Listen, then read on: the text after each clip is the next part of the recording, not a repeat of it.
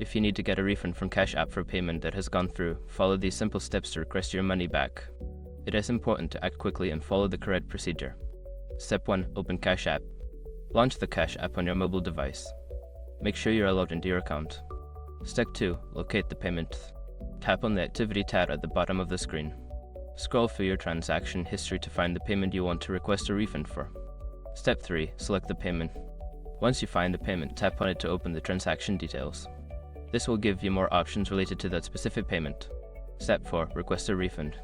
In the transaction details, look for the icon of the refund option. Tap on it and then select Refund to initiate your request. You may be prompted to confirm your choice. Step 5. Wait for the refund. Before filing a refund or dispute, use the eshrock.com link in the description to open the refund dispute deadline calculator and confirm your deadline. Once you've completed these steps, keep an eye on your Cash App balance for the refund. If you encounter any issues, don't hesitate to reach out to Cash App support for help.